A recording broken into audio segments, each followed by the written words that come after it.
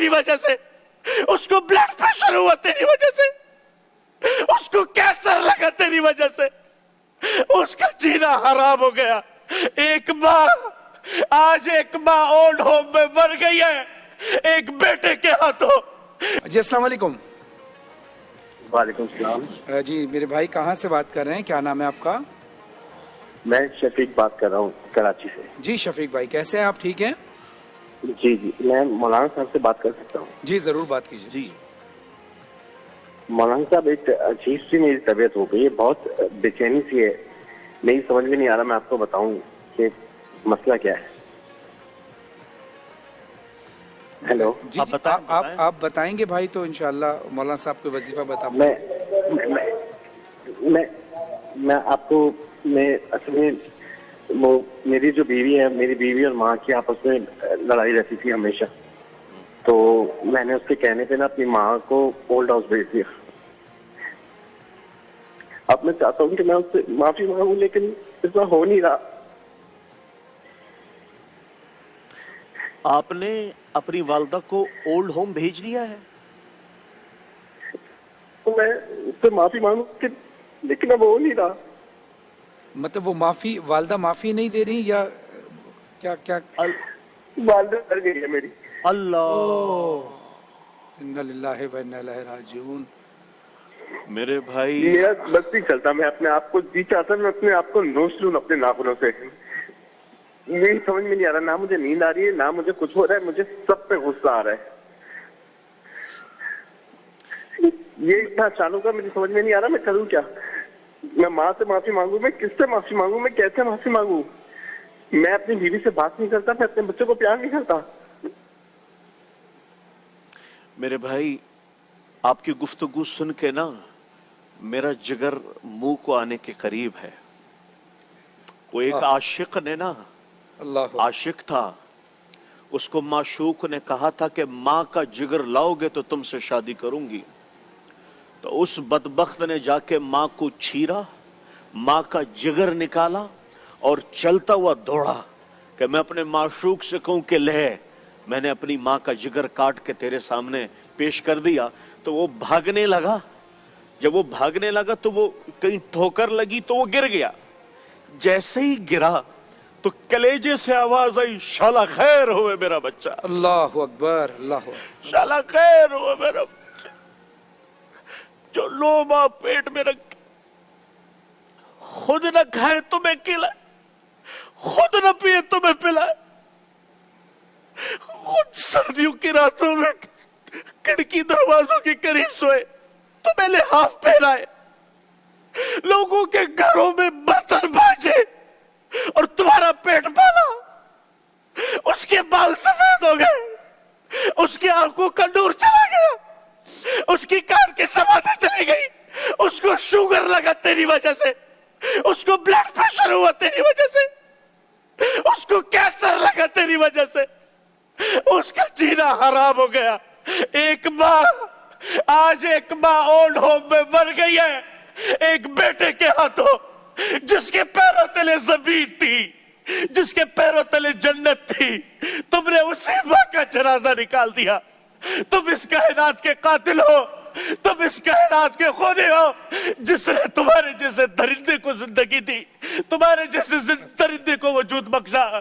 فرحان بھائی, اس معاشرے پہ قیامت کیوں نہیں آئے گی جہاں ماں جیسی ممتا کو لوگوں نے اولڈ ہوم میں بٹھایا ہوا ہے؟ ماں جیسی ممتا دیکھ کے بھی نہ دیکھ رہی ہو تو میری آپ سے گزارش ہے, اس اللہ سے معافی مانگے, اس کی قبر پہ جا کے روئے کہ اے ماں میں تجھ سے آج بھیک مانگتا ہوں, خدا کی قسم تمہاری نمازیں منہ پہ مار دی جائے گی, تمہارے روزے منہ پہ مار دیے جائیں گے, تمہاری دعائیں آسمانوں تک بھی نہیں اٹھے گی اگر تم نے یہ ماں یہ تمہارے لیے جنت تھی, یہ ماں یہ تمہارے لیے دنیا و آخرت کا بہترین سر چشمہ تھا. لیکن یاد رکھنا, میں تھوڑا جذباتی اسی لیے نہیں ہوا, ہماری ماں تو گزر گئی, ہمیں تو دعائیں دینے والا بھی کوئی, لیکن جس کے پاس نہیں ہے اس سے جا کے پوچھو, اس سے جا کے پوچھو اس میں کیا بیتتی ہے. ارے بیوی اپنی جگہ پر مقدم ہے, माँ मुकद्दस है, माँ मुकद्दस है, उसके वमा तकल्लहुमा उफ भी नहीं करना।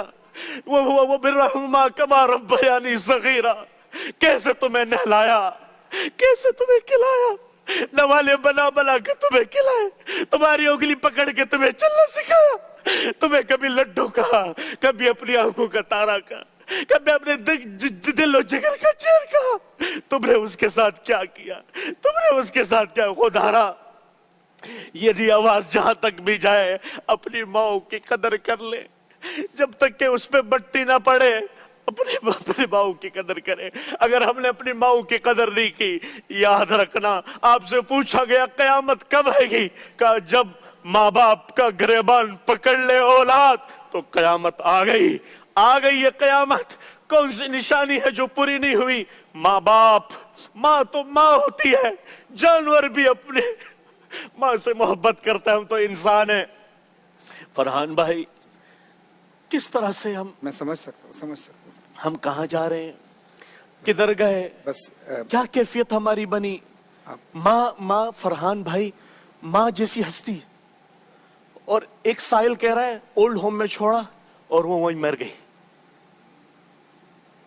बहैसियत में और आप एक बेटे के ऊपर सोचें, क्या उसको कब्र में क्या उसकी कब्र की कैफियत क्या होगी। बात यह है कि जो शफीक साहब ने कॉल की, काम तो शफीक साहब आपने एक ऐसा किया है कि जिसकी तलाफी तो नहीं, लेकिन अल्लाह तो माफ़ नहीं कर सकता। लेकिन हाँ, जहाँ हुकूकुल इबाद की बात है तो अल्लाह ये इरशाद फरमाता है कि तुमने अगर मेरी हक तलफी की तो मैं तो माफ़ कर दूंगा, लेकिन अगर किसी मखलूक की हक तलफी की तो जब तक वो माफ़ ना करे मैं माफ़ नहीं करूँगा। लेकिन बहरहाल आपको इस बात का पछतावा है, ये भी एक बड़ी बात है। लेकिन मैं आपको मतलब जो आप कह रहे हैं ना कि मैं अपने आप को मार लूँ और काट लूँ, खुदकुशी जो है ना वो हराम है। आप एक और गलत काम करेंगे तो आप कोशिश ये करें कि अल्लाह की बारगाह में ये दुआ करें कि ऐ अल्लाह तू हर चीज़ पर कादिर है, मैं इस चीज़ पर नादिम हूँ, मेरी आवाज़ को मेरी माँ की रूह तक पहुँचा दे। और मैं यकीन के साथ कह रहा हूँ, माँ एक ऐसी हस्ती है कि वो फौरन मोम हो जाती है। अगर आपने अपनी माँ के साथ ये किया कि उसको ओल्ड हाउस में भेज दिया और आपकी माँ अब दुनिया में नहीं माफ़ी मांगने के लिए, तो अल्लाह की बारगाह में ये दुआ करते रहें, ऐ अल्लाह मेरी सदा को मेरी माँ की रूह तक पहुँचा दे। और मेरा ये यकीन है कि इंशाअल्लाह आपकी वालदा की रूह आपको माफ़ कर देगी, अगर आप सिद्के दिल से अमल करेंगे और आने वाली नस्ल तक ये तलकीन करेंगे। लेकिन जो लोग टेलीविज़न देख रहे हैं, जिनकी माएँ जिंदा हैं, अल्लाह का शुक्र अदा करें कि माँ बाप जैसी नेमत फिर नहीं आएगी। अपनी माँ बाप की कद्र करें।